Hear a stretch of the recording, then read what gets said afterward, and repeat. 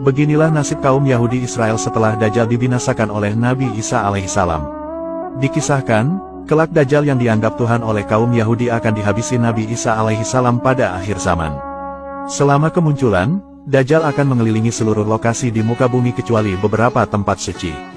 Dajjal disebut akan menawarkan kenikmatan kepada manusia yang kala itu tengah ditimpa kesulitan besar. Kondisi saat itu terjadi kekeringan, kekurangan makanan, dan sebagainya. Pada waktu itulah Dajjal muncul untuk memberi kesenangan yang semu. Kesenangan palsu itu membuat banyak orang yang lemah imannya menjadi tergiur dan jadi pengikut Dajjal.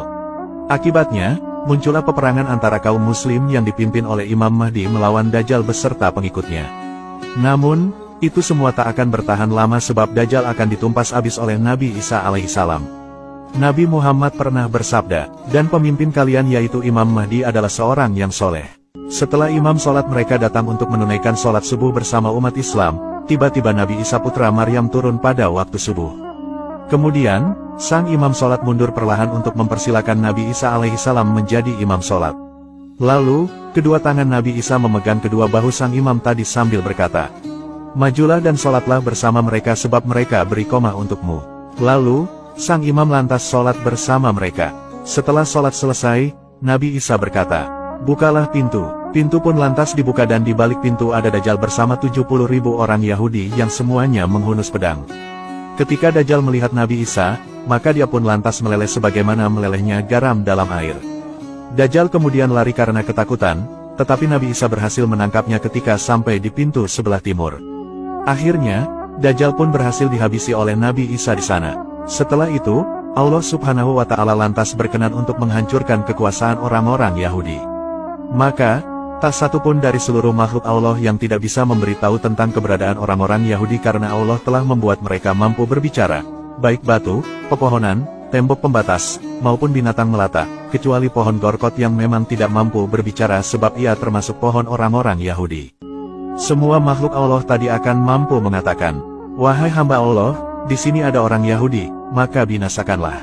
Hadis riwayat Ibnu Majah. Peperangan besar antara umat Islam dan Yahudi di akhir zaman memang menjadi salah satu tanda dekatnya hari kiamat. Dikatakan dalam sebuah hadits, bahwa orang-orang Yahudi pada saat itu akan bersembunyi di balik pohon dan pohon itu akan berbicara kecuali pohon gorkot. Orang-orang Yahudi Israel akan sangat ketakutan karena Tuhan yang selama ini mereka sembah sudah lenyap ditumpas Nabi Isa. Keadaan mereka benar-benar sangat memprihatinkan. Nabi Muhammad pernah bersabda, hari kiamat belum akan terjadi sampai kaum muslimin memerangi bangsa Yahudi. Mereka diserang oleh kaum muslimin hingga bersembunyi di balik batu dan pohon. Namun, batu maupun tumbuhan itu berkata, "Wahai muslim, wahai hamba Allah, di belakangku ada orang Yahudi. Kemari dan bunuhlah dia kecuali pohon gorkot. Sebab, pohon gorkot adalah pohon orang Yahudi." Hadis riwayat Muslim. Dalam Sahih Al-Jami' Syakhir juga terdapat riwayat serupa, bahwa Nabi Muhammad bersabda, "Tidak akan datang kiamat hingga kamu memerangi bangsa Yahudi, sehingga batu yang di belakangnya ada orang Yahudi berkata, 'Wahai orang Muslim, ini ada orang Yahudi di belakangku. Maka, bunuhlah dia.'" Hadis riwayat Bukhari dan Muslim. Ulama Mesir yaitu Syekh Yusuf Qardawi memasukkan dua hadits tersebut dalam kitab Hadiyul Islam Fatawi Muasyiroh Jilid 2. Kedua hadis itu berstatus sahih sebagaimana terdapat dalam kitab Sahih Al-Jami' Syakhir.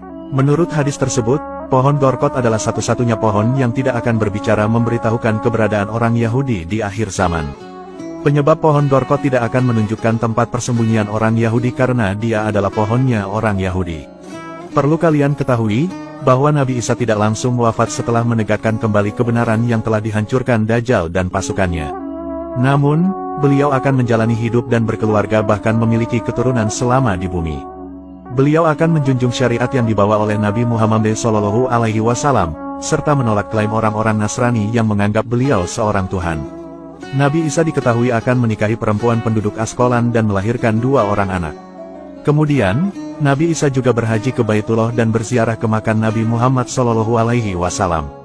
Nantinya, Nabi Isa akan mengalami sakit dan wafat di kota suci Madinah. Setelah wafat, beliau kemudian dikubur di samping makam Nabi Muhammad. Mengenai tahun lamanya beliau hidup di bumi, Abu Daud atau Yalisi meriwayatkan hadis yang menjelaskan, bahwa Nabi Isa setelah turun ke bumi akan menjalani hidup selama 40 tahun. Dari beberapa riwayat hadis juga dijelaskan, bahwa Nabi Isa itu tidak langsung wafat setelah menegakkan kembali kebenaran yang telah dihancurkan oleh Dajjal dan pasukannya. Namun, beliau sempat menjalani hidup dan berkeluarga bahkan memiliki keturunan. Beliau berhasil menciptakan kehidupan manusia kembali normal, hidup damai dan sejahtera sampai bertahun-tahun. Setelah wafatnya Nabi Isa, kehidupan di bumi kemudian akan mulai rusak kembali dan kesyirikan terjadi di mana-mana. Orang-orang beriman lantas akan diwafatkan semua sehingga yang tersisa hanyalah orang-orang kafir saja.